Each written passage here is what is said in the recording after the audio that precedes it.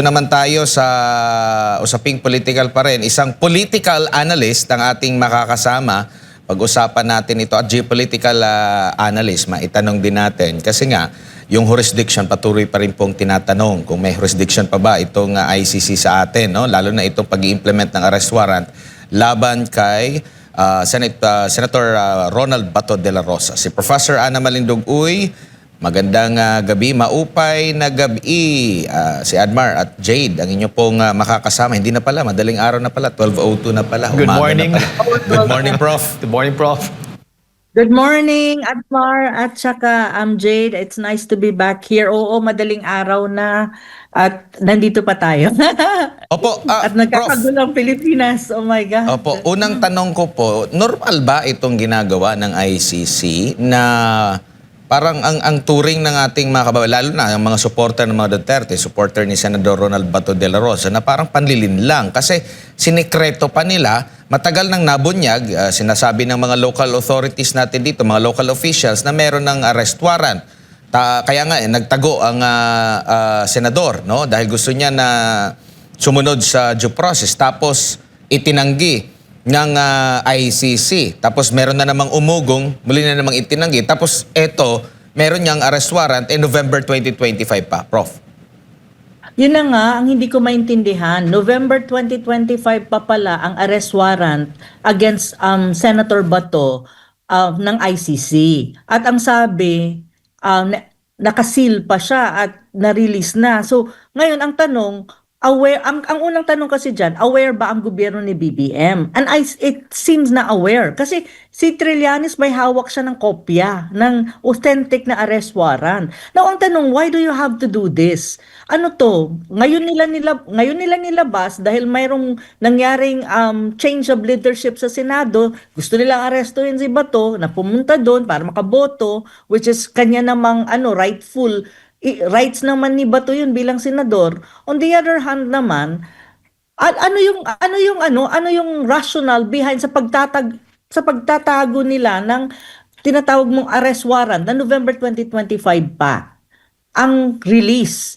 At saka pangalawa, ang tanong kasi diyan, may due process yan. So, ibig sabihin, ipapadaan pa yan sa local courts mo. At ang sinasabi ni John Vic na pag walang Interpol din na coordination and at the same time, walang arrest warrant na nanggagaling sa korte, local courts, hindi mo pwedeng i-implement ang tinatawag mong ICC warrant of arrest.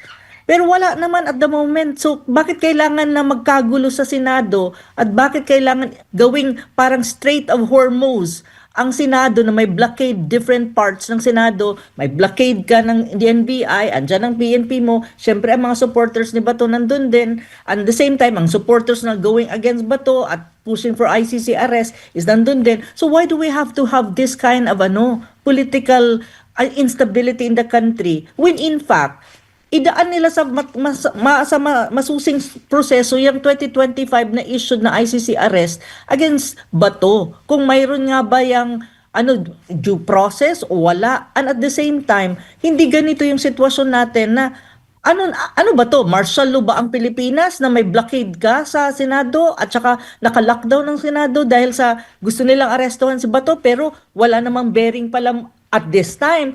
Kahit kinonfirm ng ICC, walang bearing pa rin yan kasi wala ka namang arrest warrant from a local court. And at the same time, walang sinasabi ang Interpol as sinasabi nga ni John Vic. So ano to? And this is under Marcos Jr.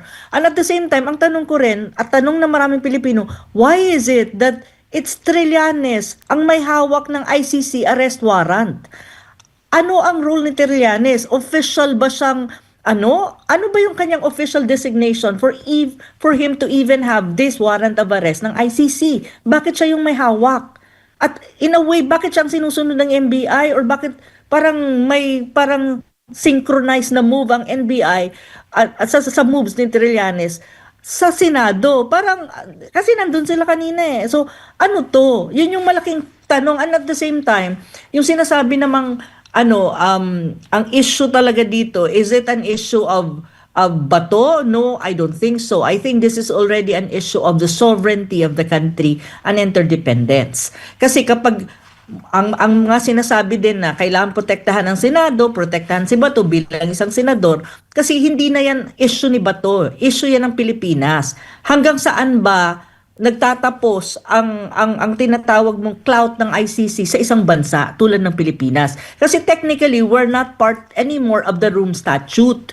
So ibig sabihin, jurisdiction-wise, walang jurisdiction ang ICC sa Pilipinas na. So ano ang nangyayaring ito? Bakit alam mo yun, yung ang gulo-gulo, tapos yung ICC warrant of arrest naman pala, wala pang bearing yan at this time, domestically speaking. Kasi wala kang ang basihan, kasi wala ka namang local courts issuing a warrant of arrest against Bato. So, bakit kailangan magtago ni Bato in the very first place? Yun din ang tanong ko, why is it that Senator Bato has to go, well, naiintindihan ko si Senator Bato, hindi ko siya sinisisi, pero ang sinasabi ko lang, bakit kailangan umabot si Senator Bato sa kanyang sa punto na kailangan niya magtago at tumakbo at maging sugatan para lang makarating sa Senado na kung saan it's his right as a senator to attend session in the Senate because that is part of his responsibility. He was voted by the Filipino people to be in the Senate. So ito yung mga usapin na ang gulo na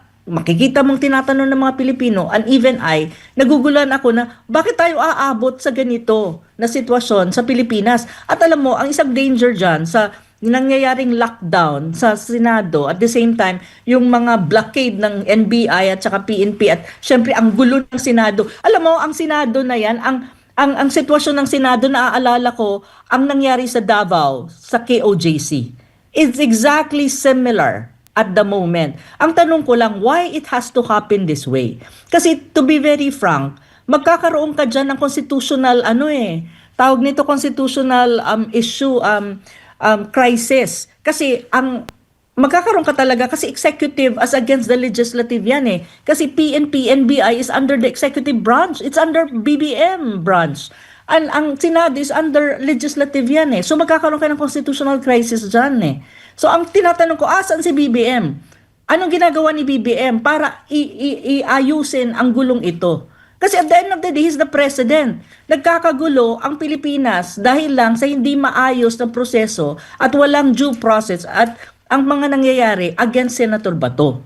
So ito yung problema ngayon. So ako, parang sa akin, ang impression ko, looking at the country at the moment from afar, parang ang gulo. Bakit kailangan umabot tayo sa ganitong sitwasyon?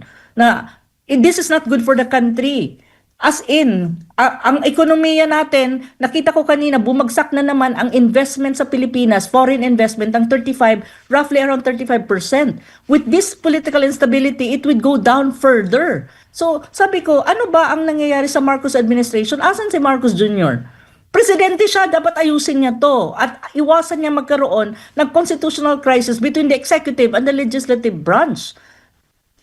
Hawak niya ang NBI at ang PNP eh. Under his command yan eh. Executive yan eh. So yun yung nakakainis. Medyo naiirita lang ako ng konti kasi kanina pa ako nagmo-monitor ng mga nangyayari sa ating bayan. Kaya medyo hype ako ng konti. Opo. Prof, kamakailan lang, actually hindi kamakailan lang, last year pa ito eh. Merong nilabas na rules of procedure inaprubahan ng Supreme Court ukol nga po sa mga extradition proceedings para maging malinaw po ang lahat. And for sure, pasok ito sa extradition. Yung nangyari dito kay Senador Bato at kay dating Pangulong Rodrigo Duterte. Pero sa nakikita nyo po, parang walang plano ba itong gobyerno na ito, yung authorities natin na sumunod dito? Kasi may mga information tayo mga natatanggap, no? Though i-verify pa natin ito. Kasi nakipag-ugnayan, halimbawa, kanina alas 7 pa, nakipag-ugnayan na raw yung NBI-NCR, no? Na merong i-implement na arrest order laban dito nga kay Senador Senador Bato de la Rosa, no? And dapat maipakita, no? Yun yung parang hiling eh, no? Kung maipresenta ito sa Senate President, which is during that time si SP Tito Soto. And about 2 p.m., ipinakita ang arrest warrant kay Tito Sen Pero yung mga kopya ay hindi pinahintulutan na ma-distribute. Parang sinisekreto pa rin po nila, no? So nakikita nyo ba na wala talagang planong sumunod doon sa itinakda ng Supreme Court? Ito pong ating authorities ngayon sa executive. Ang tingin ko kasi persahan to. I'll be very blunt and very frank and very straightforward about this. I'm sorry for other people if you don't want to hear what I have to say. Pero ang totoo dyan kasi, ang basa ko talaga dyan, persahan yan. It has nothing to do with extradition. It will never have something to do with sa sinasabi ng Supreme Court or nilabas ng Supreme Court the rules of procedure when you talk about this kind of things na may extradition, may mga rules na procedure, walang ganon. Pipersahan yan, ano yan, ang tawag dyan is, ang tawag yung brasuhan ang mangyayari dyan. I am not kidding. Kasi, una, bakit, ang hindi ko rin naman maintindihan kay Tito Soto, I mean, with all due respect as a senator, kung alam mo pala may arrest warrant at may rules pala kayo sa Senado, bakit kailangan itago? Ano ito, hide and seek? Hindi naman eh. Kasi kung official ang arrest warrant mo, at saka authentic yan, and I think as the former Senate President or the Senate President at that time, tinakil niya yan in a way na professional. Hindi kailangan itago ang mga bagay-bagay para alam ng mga tao, may transparency ka sa mangyayari. Pero ang nangyari ata dyan, based dun sa tinitignan ko mga reports, is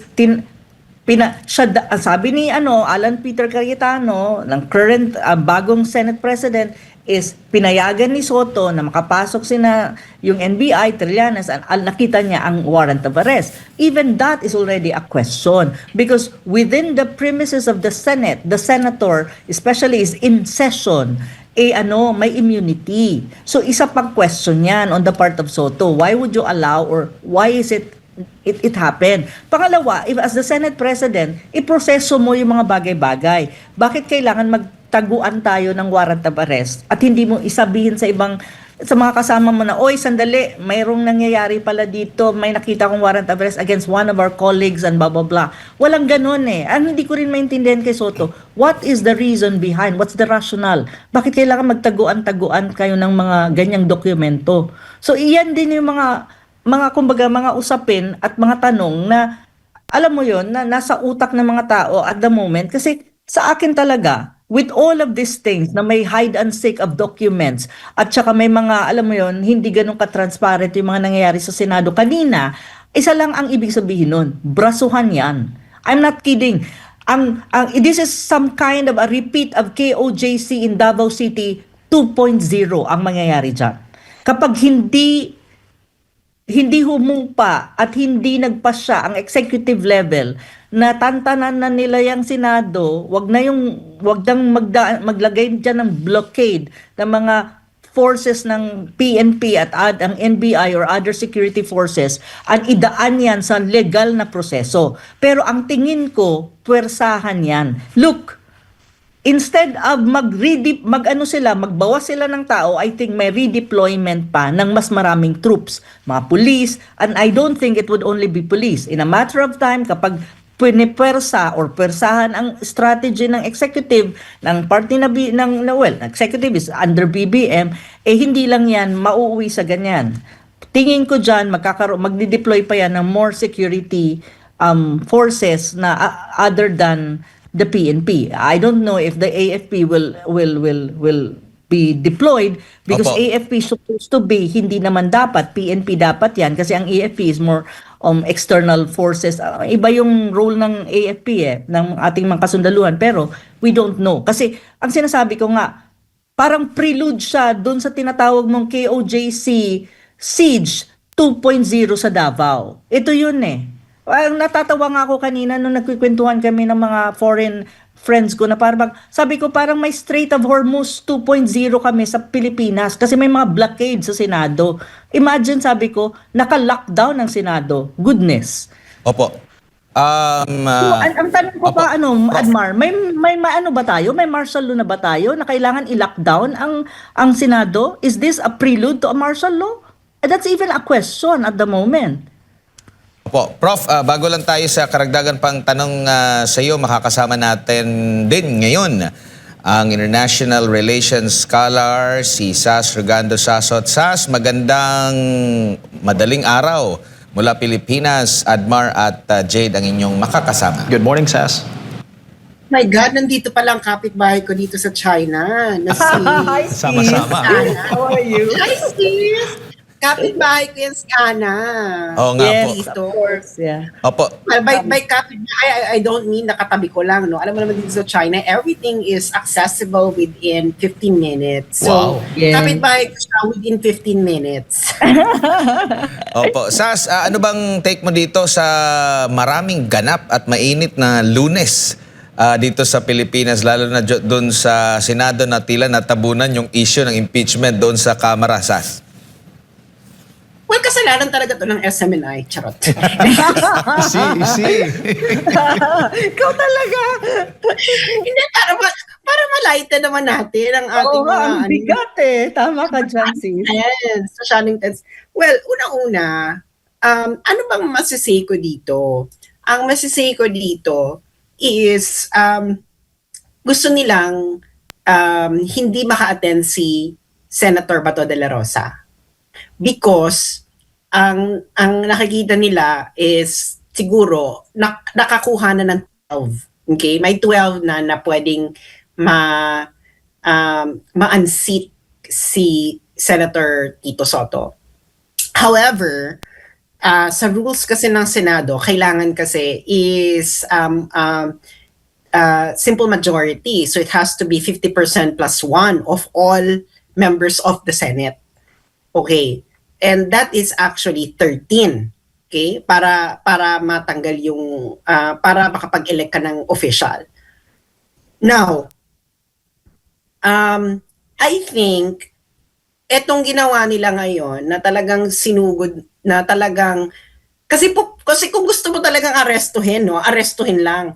You can let Bato attend the Senate and then after the Senate session, you can arrest him afterwards if it's just really your goal to arrest. Pero if your goal is for him not to be able to attend and for him not to be able to cast his vote, then that is a different issue. You are now using the arrest warrant na hindi naman ito valid sa Pilipinas because it has not been evaluated by our local courts, ginagamit mo siya as political tool. So that is the problem. And I hope the Senate would actually investigate this and get to the bottom of this. Kasi this is not acceptable. Okay. Now, yung sinasabi nilang, yun talagang gusto nilang gawin, no? Wag siyang makaboto. That is all there is to it. Arrest ng ICC. How come Secretary Remulla is saying that the the warrant that Trillanes has is not actionable? So now you have two different stories and two different actions from the same executive department. Ano ba? Ito kasi si Ana. Kasalanan to ni Ana eh. Oo nga, ang gulo-gulo nila. Dapat nagtanong ka na sa akin kung anong gagawin, di ba sis? Kakaloka yung... Loka? The DILG says that the warrant is not actionable. Now you have an FBI who thinks that it is actionable, but the NBI doesn't have the warrant. Wala nga eh. The warrant is with Trillanes. So now you have something really, really fishy going on here. No, there is a active collusion between the forces that Trillanes belongs to and the executive department. How else could you interpret this? Siguro ang willing participant lang ay NBI because alam mo naman ng NBI ngayon, no? Ano na ngayon sila, bida-bida. Executive din naman siya, talaga. Executive din siya. So siguro yan lang ang willing participant. Bakit hindi PNP yung nandun? Ngayon, nagdi-deploy na sila sis ng mga Pilipinas at nag-ano na sila, na may deployment na rin. ng Oh, PNP. bahala. Siguro yan ang panakot nila kay Bato, no? O wag kang aaten ha, kasi kapag umaten ka, arestuhin ka namin. Oh, Si tsaka Bato, please pumunta. imagine mo, may hide and seek sila ng documents. Sabi ko, ang kagaguhan, mag-hide and seek Oo, ka ng mga documents. ngayon, hindi pa yan enforceable kasi kailangan nilang dumaan ng local courts, and I hope that hindi na papayag yung nangyari nung panahon kay PRRD, kasi yung kay PRRD kasi I think lahat ay nagulantang, and grabe kasi yung kanilang ginawa noon. Pagkababa ng airport, dinala kagad sa Villamor Air Base, and then from there, sa pilitan na nilang pinapapasok ng eroplano. Which is Hindi, wrong kasi punista nga persahan eh. persahan, ibig sabihin, ang hindi po pwede yon kasi kailangan siyang i-contest kailangan pa siyang tingnan ng local courts. Susuriin pa yan. Ano ba to, enforceable ba to yung warrant? Ang sabi ko nga, yung mga Pilipino, kung sa tingin ninyo na ang foreign warrant of arrest ay hindi na kailangan dumaan sa korte ng Pilipinas, isarado nyo na yung Pilipinas. Di, isarado nila yung judicial system natin, di ba? Judicial system, ganun lang pala yan eh. Di ba? Ganun lang pala ang proseso eh. Binabypass nila ang judicial system actually. That's the thing. So si Trillanes na lang pala ang magde-decide. Hindi, siya yung judicial system ng Pilipinas, si Trillanes. Imagine mo. Opinion na lang, sasabihin mo, hindi kasi according to Republic ganyan, enforceable siya. Kailangan mo pa siya isettle pa rin sa court because walang nakalagay sa kung ano bang Republic Act na yan that the arrest warrant is actually enforceable. Walang nakalagay. If the law is silent, you cannot say na merong batas. You cannot creatively interpret a law to favor you. Kung silent ang batas, ambiguous, then the only institution in the Philippines that can resolve that ambiguity is our court system. That is the job of the judiciary, to interpret the law. Kaso meron na tayo interpret the law, di ba? It is the court's job to interpret the law. Now, kung ang interpretation lang pala ng batas, kung kay Trillanes lang, okay na. O di ba gawin natin yung constitution, lagyan na natin ng pang-apat na branch of government, Trillanes branch of government, which can interpret law without judicial At saka ang problema pa doon, sis, is ganito. Ano ba ang designation ni Trillanes? He is not even part of government. He's just a private citizen as far as we are concerned. Unless na lang may lihim at may secret na designation siya na hindi pinopronounce at sinasabi ng BBM government. Wala naman. Ewan ko na lang kung meron. So yun pa isang malaking question. Why in the hell Trillanes has this ICC warrant and flashing it inside the Senate? In the very first place, ano ang role mo? Sa anong designation mo? Ano yung official authority mo? To even... Yun, malaking question din yun eh. Hindi ko sabi ko, oh, wow, may ganito na pala sa Pilipinas. Someone like Trillanes can actually have documents like ICC warrant of arrest without even official designation or official authority. Ang tanong, saan nanggagaling ang audacity ni Trillanes to even have those documents? Sinong nagbigay sa kanya? That's even the bigger question. Bago pa man yung November na petsa noong arrest warrant, by April 8, 2025, naaprubahan na ng Senado ng Korte Suprema itong tinatawag na Rules on Extradition na proceedings, no? Tapos na i-press release ata ito by October. So mas early pa rin kumpara doon, and umabot yung implementation nila dito sa arrest warrant ng ngayon, Mayo 11. So dinidisregard talaga nila itong malinaw na mga proseso para dito po sa tamang extradition, no? Na kahit na minadali talaga nila kasi nagkaroon pa ng habulan. Bakit hindi na lang sundin ito para at least makakuha sila ng wastong arrest warrant mula mismo sa local courts natin. Yes, Sas?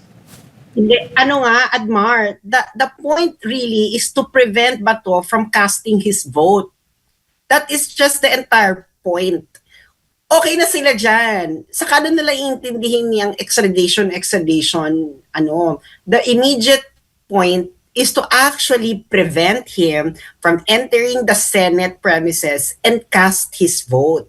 Kasi yung kung pwede siyang ma-extradite or whatever, that will come later. Pero ang immediate nilang purpose, okay, ang kanilang ang mission ni Trillanes is to actually to prevent the removal of Tito Soto. And it can only happen if they can prevent Senator Bato de la Rosa from entering the Senate premise and thereby removing him from the vicinity, and therefore Tito Soto will remain as Senate President. Yun lang naman yan. Dito na, ang Pilipinas ngayon ay umiikot na lamang sa impeachment ni Inday. VP Sara. That is the only major problem of the Filipino people. Kita mo, nagkakaaway-away na nga lahat ng institution just because of the impeachment of VP Sara. Wala na silang pakialam sa problema ng ordinaryong Pilipino. wala nga silang pakialam Pati na rin sa ba ano yung nangyayari inilabas sa- na subpoena ng CIDG, nakikita nyong parte din yon? Kasi bakit ka maglalabas? Meron na palang arrest warrant. Marami na isa. Tapos naglabas ka pa ng subpoena na ipinadala sa Senado, pinadala sa bahay para lang, kumbaga parang pain ba yun, na maobliga itong si Senador Bato de la Rosa para lubusan nilang mahuli at hindi na makadalo sa proseso dyan sa Senado. Oo, Well, kailangan nilang i-clarify para sa payang subpoena, nag-iimbestiga kayo ng EJK. So, what is your investigation for? Actually, may violation dyan eh. Yung ano na yan, subpoena na yan. Mayroon nga akong kausap kanina na international lawyer. Ang sinasabi nga niya, hinahanap ko yung exact na contention about dyan sa subpoena. Kasi nga sinasabi nila may violation daw. Kung may investigation ng EJK, tas may ICC ka pa, nagkumpul-kumpul na, or parang ano na siya, tawag nito? Hinahanap ko kasi yung exact na sinabi para hindi ako magkamali. Kasi very critical din yung comment na yan na may kinalaman sa, ang tawag nito? Yan sa subpoena na yan. Wait lang. Kausap ko kasi kanina si si Madam, si Attorney, ito. Hello? Andyan pa kayo? Go ahead, Prof. Oo. Ito yung sinabi, ito hindi sa akin galing ha. Ito'y galing kay Attorney Melissa Loha, isang international law expert. Ang sabi nga niya, kasi nga breaking, Senator Alan Peter Cayetano naging senador. Tapos dito, sabi niya, a visibly irked De La Rosa said that he had to wrestle his way back to the plenary floor since he was barred by the National Bureau of Investigation agent from entering the Senate premises. He showed that his hand was bleeding from the scuffle. A sitting president hinaharang hindi papasukin a sitting senator hinaharang hindi pinapapasok. Sabi niya is blocking and not allowing me to enter the session. Yun ang sinasabi ni It was Senate Minority Leader Alan Peretano who stated that De La Rosa was in the building. Tapos that they had numbers and they had yun nga yung kay pag-a-oust na kay Soto. Pero ang sinasabi ni Attorney Loha is what NBI did violate Article 145 of the RPC to the CIDG subpoena means there is an active EJK case against Bato in the domestic forum. No ICC warrant can be issued, much less served, because of the principle of complementarity. Yun. May question din doon na kung yung existing nga yung sinasabi na may subpoena, then in any case that ICC warrant of arrest should not anymore, it's completely not useless kung titignan mo kasi may complementarity rule ka when you talk about the Rome Statute. Ang complementarity rule, ang domestic courts has primordial upper hand, kumbaga. So why in the hell you flush that ICC warrant of arrest in that sense? Exactly. Exactly. So, kayon, kailangan siya i-resolve ng korte to interpret that. O, meron palang supina, meron siyang standing investigation, meron kang warrant of arrest from the ICC. So, ngayon, kailangan mo i-reconcile yan. Yun So, yun. nag-iimbestiga ka, Bato de la Rosa is under investigation in the Philippines, tapos isusurrender mo sa ICC. Oh, yun isa That pa doesn't yung malaking make any issue. sense. That doesn't make any sense. So, Yes. ngayon, at ang tanging makaka-resolve lang nito ay ang inatasan ng court ng Constitution na mag-interpret ng batas. At yan ay Yes. ang ating korte. Hindi si Supreme Court yan. Trillanes, hindi tayong mga commentators sa Facebook, hindi mga law professors, hindi mga lawyers, kundi ang korte. So ngayon, kung ako, is isaalang-alang na lang natin sa korte ang pag-interpret ng batas. Kasi yun naman ang nakalagay sa Constitution. Ngayon, kung yung interpretation ng Constitution ay hindi pabor sa amin, okay lang kasi at least yun ang proseso eh. Anong magagawa natin? Ngayon, kung hindi pabor sa inyo, tanggapin nyo rin kasi that is the risk, no? The interpretation may go towards our way or your way. But that is the risk that we face in any civilized country. Okay. Now, kung gusto ninyo na kayo na lang ang masunod, isarado na nga lang natin ang Pilipinas. Yun yung ano, parang domestic forum siya. At saka, dalawa ang issue dyan ha. Ang NBI violated Article 145 again of the Revised Penal Code. And that refers to violation of parliamentary immunity, which is very obvious kanina. Nasa mga video yan, no? The other one is yung issue na sinasabi nga namin, kung may subpina ang CIDG, may investigation against Senator Bato and AJK, then may complementarity rule ang room statute mo, that ICC warrant, supposedly, ano mo yan, hindi yan magmamatter kasi magmamatter muna ang local courts. Kasi ang complementarity rule, last resort ang ICC.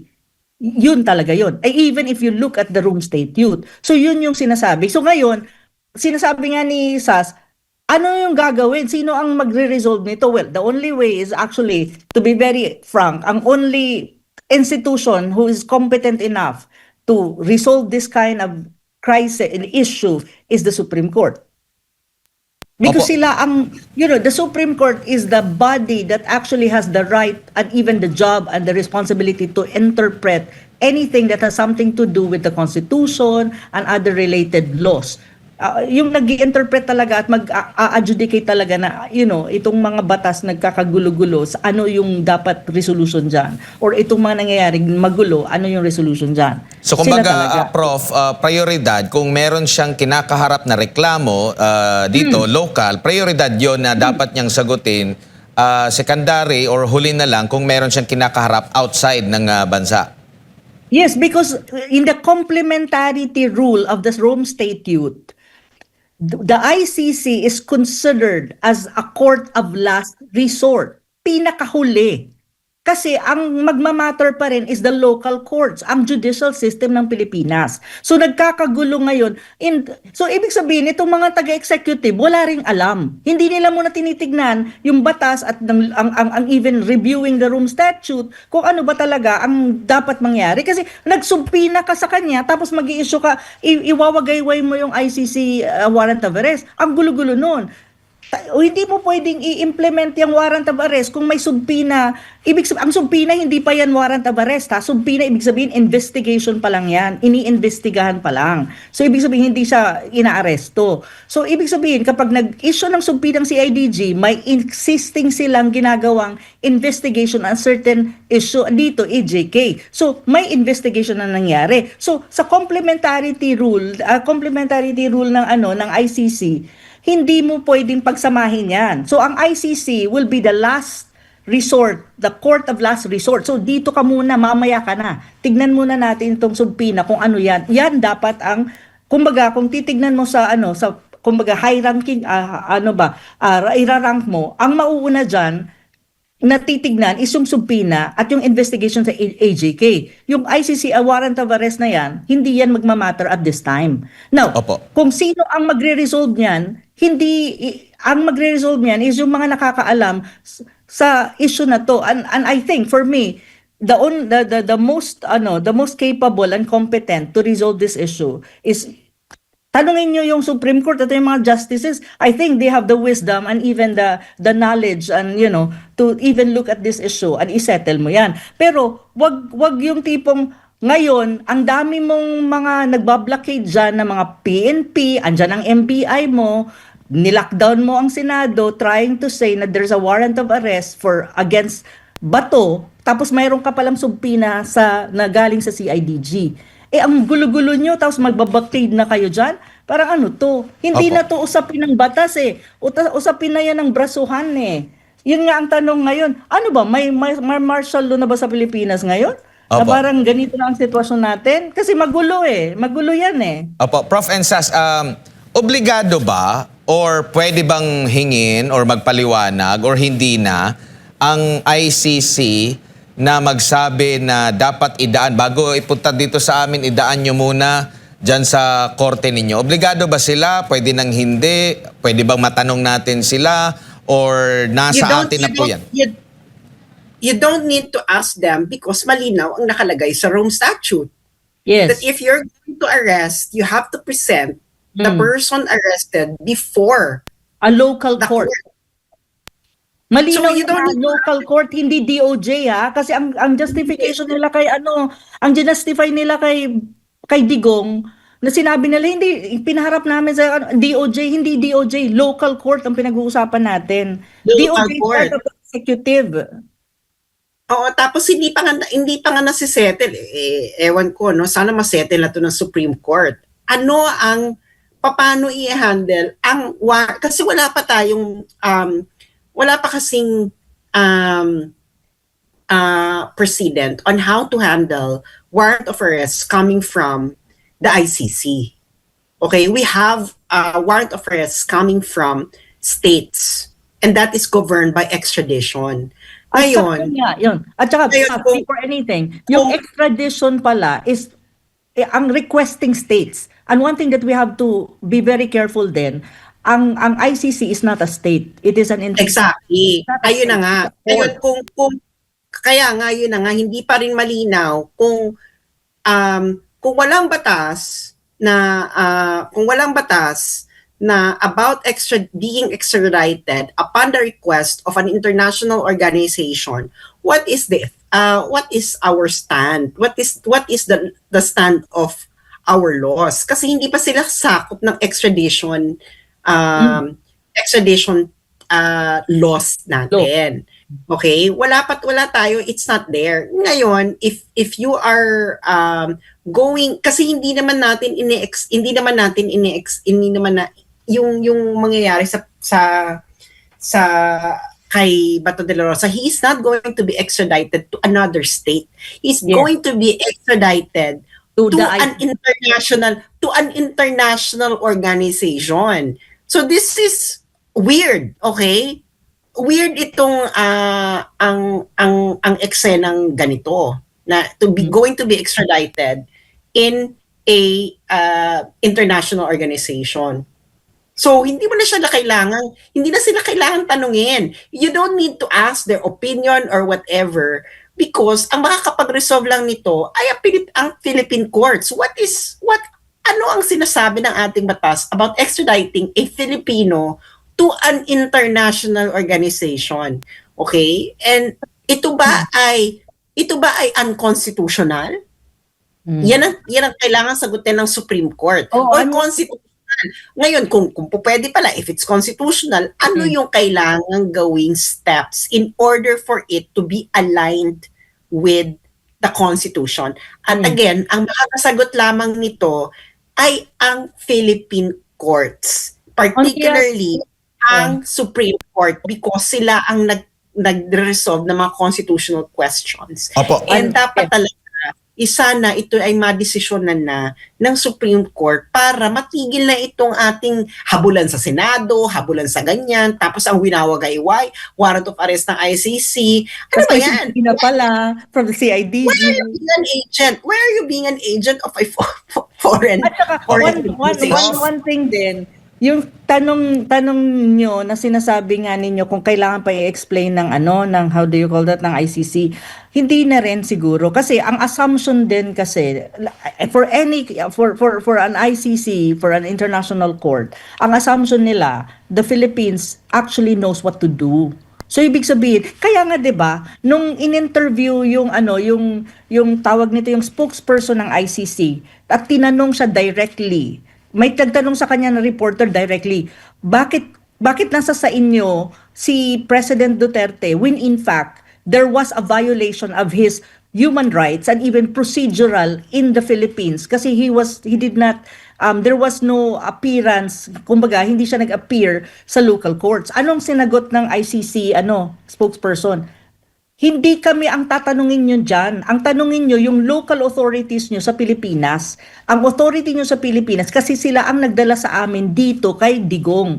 Yun ang sinasabi nung spokesperson ng ICC. Precisely because ina-assume din kasi ng ICC na alam ng local authorities at ng Pilipinas kung ano ang proseso ng pag-i-execute or pagpuproseso ng tinatawag mong ICC warrant of arrest kasi supposedly ang assumption may alam ang mga nasa executive on how to proseso mo yan at paano mo ilalagay yan sa tamang proseso na you have local courts who would actually examine, titignan nila yung warrant of arrest at sasabihin nila kung valid yan o hindi. And then, yung mga technicalities dyan before they even issue warrant of arrest locally or not. Yun. Kasi ang assumption din ng external body, may alam tayo. It's just so happen na nagkakalat ang Pilipinas ngayon under a BBM administration. Nagkakalat talaga tayo. Na talaga bang may ganito, akagulo, ang kalat-kalat natin na supposedly alam natin kung ano yung proseso. Kaso, politically motivated talaga ito. Kaya hindi nila sinusunod at hindi nila sinasunod sa panahon ni PRRD nung inaresto siya, yung illegal rendition kay PRRD, precisely because this is politically motivated. Ang gusto lang na mangyari ng Marcos administration, ilagay si PRRD sa eroplano at makarating na siya sa malabas siya sa Pilipinas at malagay na siya sa kumbaga sa detention ng ICC without even going through the proper procedure ng paano mo i-execute at ipoproseso ang ICC warrant of arrest. Opo. So Prof, yun yung So ngayon, Opo. they want to have the second version of it or the 2.0 version of it sa konteksto naman at sa katauhan ni Senator Bato. Ang kaso, hindi na yan mangyayaring ganon kasi alam na natin ang Opo. kanilang strategy, di ba? Opo, Prof, maliban doon sa Supreme Court na inaprubahan nila na procedure doon sa extradition, meron din na Senate Resolution number 44 na inaprubahan ng Senado. March, taong kasalukuyan, na pirmado ito ni Senate President Tito Soto. Basahin ko lang yung titulo. Resolution expressing the sense of the Senate of the Philippines to protect all Filipinos against extrajudicial rendition and guarantee them a reasonable time prior to their surrender by or extradition from the Philippines to seek redress from the courts and avail of legal remedies. Ito'y nilagdaan ng Senate President Tito Soto, pero nakikita niyo po ba mismong ang dating Senate President ang lumabag dito nung lumalabas na pinayagan niya ang NBI na, yun nga, umabot sa punto na habulin itong si Senador Bato de la Rosa, Prof. Sa akin kasi, yun nga ang tanong ko kanina, sinabi ko nga sa'yo, bakit may hide and seek when you talk about yung tinatawag na warrant of arrest daw? Kasi ang sabi ni, ang justification ni Soto, kaya daw niya pinapasok dahil nakita daw niya yung warrant of arrest. Ang tanong kasi dyan, okay, ikaw ang Senate President, hindi pa naman siya na-oust eh. So kung may nakita kang ganun, iproseso mo.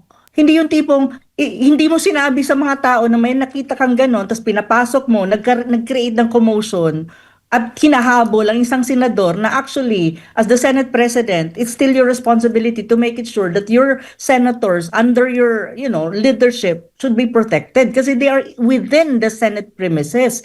And as far as as laws, may immunity sila, especially if they are within the Senate premises, especially kapag nasa session. So, ano nangyari doon? Tapos mayroon kang resolution na sinasabi mo, they should be given some kind of what? Time and due process and especially when you talk about extrajudicial rendition. Tapos bakit may ganitong action si Soto kanina? So o kahapon kasi ano na ngayon 12:51 na ng madaling araw, so kahapon. So parang sabi ko, ano ba ang ano dito? Ano ba yung score dito? Ano bang laro dito? Kasi laro 'yan eh. Kasi kung talagang in good faith ang gusto ni Soto, sa akin kasi kung ako ang nasa ano niya, kung ako ang nakaposisyon, kung ako si Soto, I will, okay, let's scrutinize kung ano ang ibig sabihin ng warrant of arrest na to. Valid ba to o hindi? Let me check with lawyers. Kanino galing ito? Ipapacheck ko muna, i-double check ko, i-reconfigure ko kung ano to, then maybe I should inform the body since this concerns everyone in the Senate. Or this is also the concern of other senators. Walang ganun eh. Kasi hindi niya sinabi, parang, okay, pasok kayo, o sige, pagpapasok sa kanila, pumasok din si Trias, naghahabulan na sa loob ng Senado. Anong klaseng eksena? Nakakahiya for a Senate to have this kind of eksena. Nakakahiya kasi to be frank with you, ang news na to ay nagkakalat na hindi lang sa Pilipinas kundi pati na sa ibang bansa. Alam niyo kung sinong nagbigay sa akin ng news na naggaganito? A Chinese friend of mine forwarded me a news na may video na ganito, it translated in Chinese at kumakalat na siya sa iba't ibang panig ng mundo. So parang sabi ko, bakit kailangan mangyari ito? Kung pwede namang iproseso sana yung mga ganyang bagay. Kasi may proseso eh. At saka, as a senator, ang expectation sa'yo, being the Senate President, ipoproseso mo ang mga bagay-bagay. So sa akin, it was a question really na, ano to? At saka ito pa ang nakakatawa kasi lumabas lang yung mga ganitong usapin na mayroon daw siyang nakitang warrant of arrest nung kini-question na nila kung bakit pinapasok ni Soto itong mga NBI at saka even Trillanes was able to enter the Senate premises, parang winagaway-gayway yung ICC warrant of arrest. So, kini-question na siya and it was even after na hindi na siya yung Senate President. So, parang sabi ko, so ibig sabihin may taguan, nagtataguan tayo, may hide and seek. Ano yung laro? May laro yan eh. Opo. Ibig sabihin, may laro talaga dyan. Gusto rin niya siguro na hindi makarating yun naman talaga ang basa ko, na hindi makarating si Bato doon sa plenary para hindi rin siya ma-oust. Si Sas, baka may dagdag. Well, ano pa bang maidadagdag ko? Alam naman, I think everyone already sees this for what it is. Sana, hindi na maulit yung ginawa nila kay PRRD.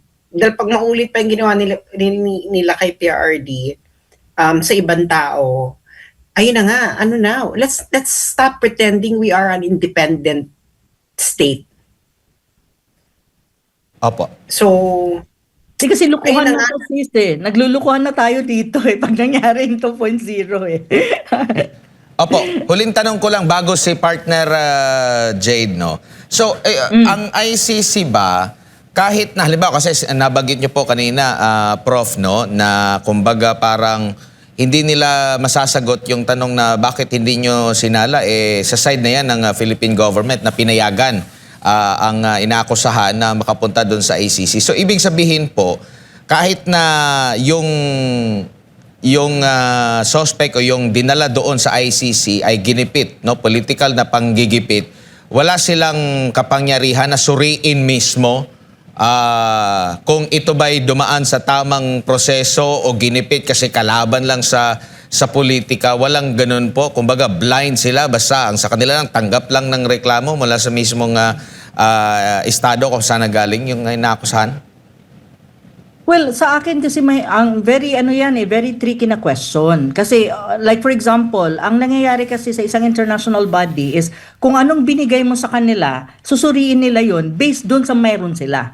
So, usually ganon. Yeah, kung halimbawa nag-submit itong dalawang kampo, susuriin nila based doon sa submission. That's very technical kasi. Now, as to trying to go deeper and go on, extending themselves para tignan ang political context kung bakit may ganun na submission sa kanila. Like for example, the case of PRRD, na kung titignan mo, hindi mo pwedeng ihiwalay ang nangyari kay PRRD at yung kaso ni PRRD sa ICC sa political context ng Pilipinas. Kasi it's politically motivated. May konteksto siya. Pero tayo kasi, like ako, I can do that na sandali muna, tignan natin yung political context ng Pilipinas, kung politically motivated ba siya or talagang this is an issue of crimes against humanity.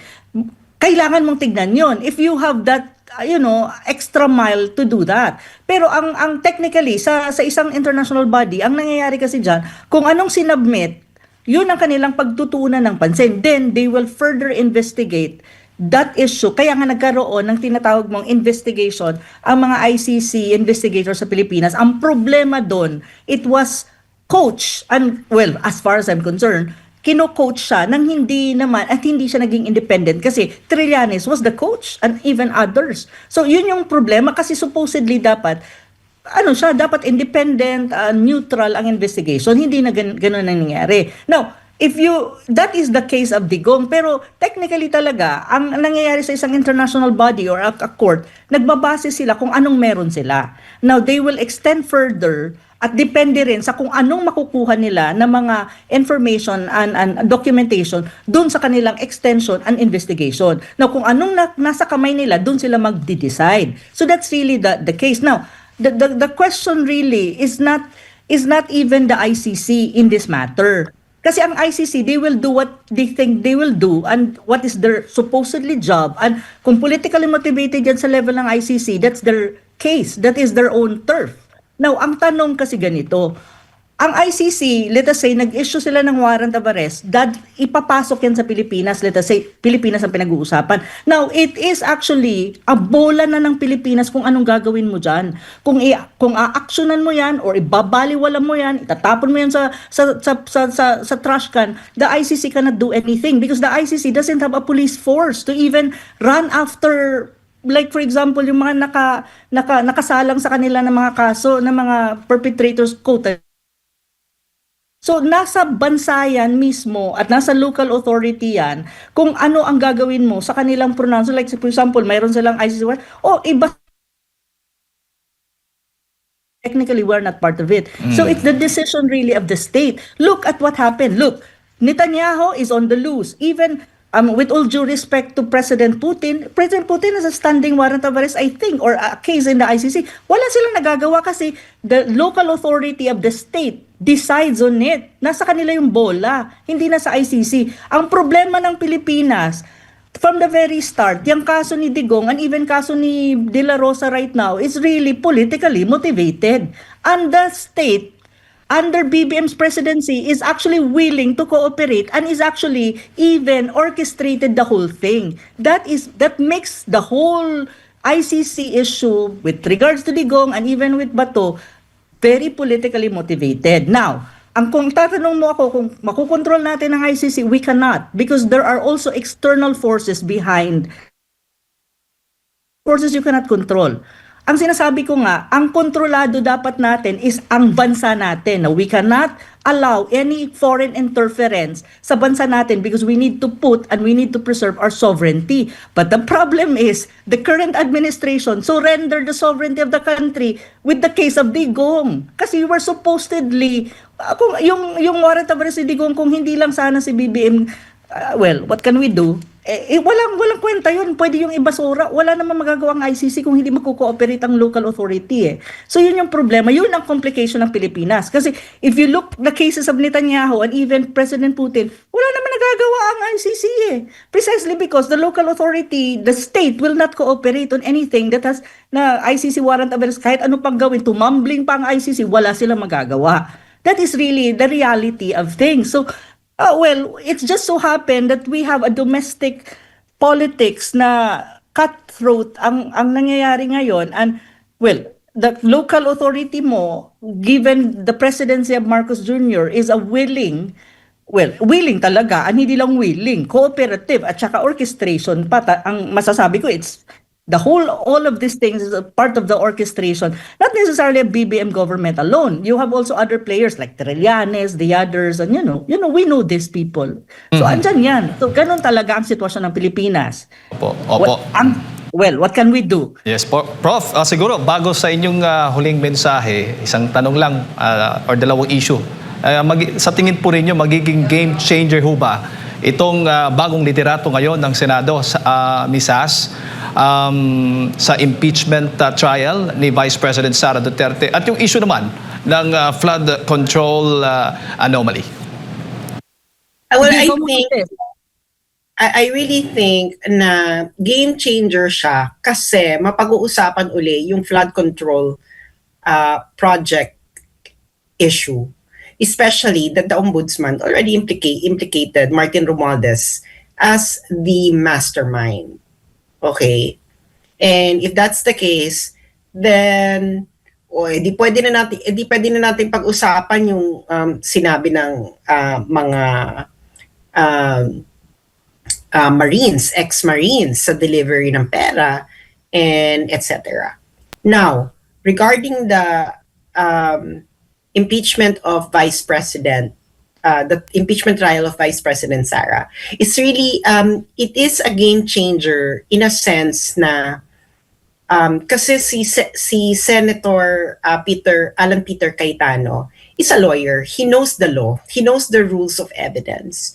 So I believe that he will not allow the trial to be used as for publicity purposes. Kasi kung wala kang alam sa rules of evidence, kung ikaw yung presiding judge dyan, baka naman kung ano-anong you will allow, hindi ba? na mangyari dyan sa trial. And given the votes, given na to be exact is 9 lang sila na siguradong magko-convict, hindi siya aabot. Okay, so I think the impeachment trial is like yung parang may parallel kasi yung si Donald Trump and Inday Sara, 'di ba? Si Donald Trump ilang beses din siyang na-impeach ng Kongreso, ng US lower house. And then pagdating sa Senado, doon na nagkakaroon ng blockage. And then eventually, Donald Trump became president, for better or for worse. So, is most probably the impeachment, mahirapan silang President Sara Duterte, given the turnout of the votes. Unless talagang gumawa talaga sila ng bonggang-bonggang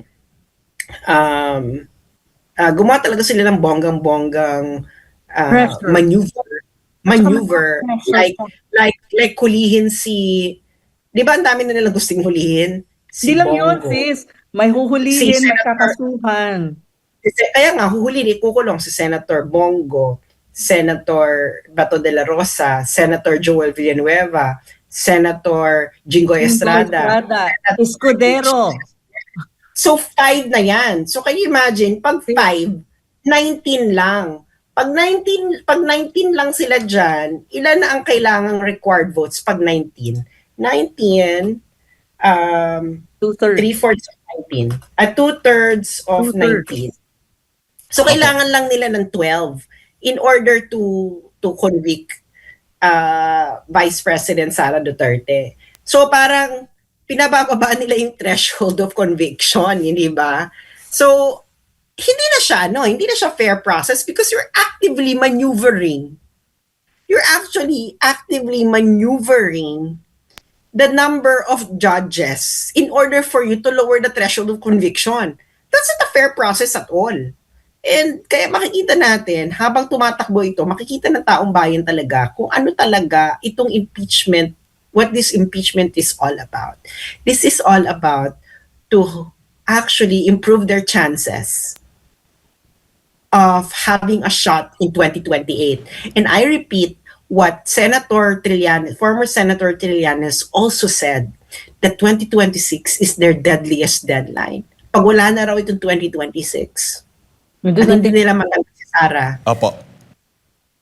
it's over. I don't know if you can if you have a file video, but I believe that Trillanes said it in one of his interviews na yun ang kanyang sinabi na pag hindi nila nagawa ito ng 2026, wala na. Sara tuloy-tuloy na si Sara sa 2028. And bad for them kasi even campaign funders would hesitate to fund them if Sara is a candidate in 2028. So this is all about 2028, mga kababayan. So wag kayong magpapaloko because niloloko na nga tayo. Nakalagay na nga dun sa AMLAC report na glitch yung kay Mans Castro. Nandun na mismo sa AMLAC report, hindi pa nila binasa. So ano tawag dyan? That is lying by omission. Thank you so much. Opo. At mabuhay ang SMNI. Thank you, Sas. Kayo talagang may kasalanan ng mga nangyayari. Maraming salamat, Sas. Maraming salamat, Prof, sa inyong oras. Sa wait a Prof. minute.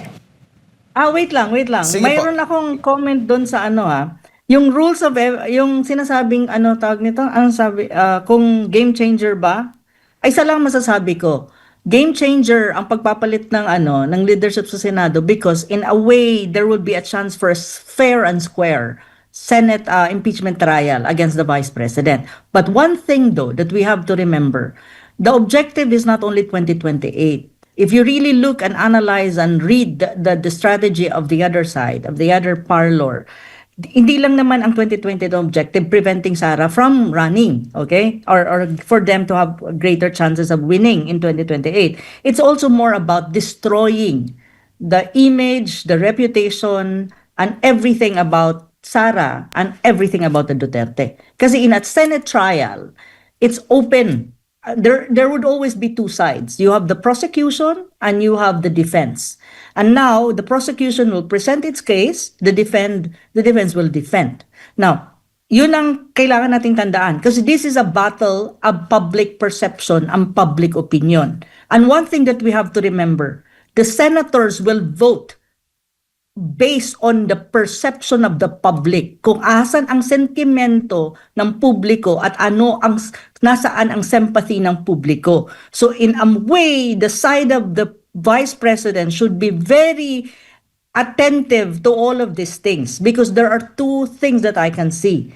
This is not just about removing the Vice President. This is not just about preventing her from running for 2028. Of course, these are part of this, the scheme of this impeachment, substantially speaking, primarily this one. But the second objective is to destroy the Vice President in terms of image, in terms of reputation, and in terms of anything that, and we're saying like Sara is malinis and i-destroy nila yan. Of course, the public will never have the chance to dig deeper and analyze. So ang kailangan maintindihan ngayon ng mga supporters ni Inday is bantayan ito at how will you defend yung mga lalabas sa side ng prosecution and how you gonna counter that with the truth, not just in the Senate trial but even in the court of public opinion, and that's basically media. So I think the SMNI will have a greater role in all of these things. So maraming salamat at magandang gabi. Hello Pastor, how are you? I hope you're doing well. Circus and our political in terms of politics in the country, that's another, Opo. Prof, Thank you, Prof. maraming salamat at sinamahan nyo kami ngayon pong madaling araw. Maraming salamat si Professor Ana Malindog Uy, ang geopolitical analyst, at kanina nakasama din natin si Sas Rogando Sasot, isang international relations scholar po, mga kapartner.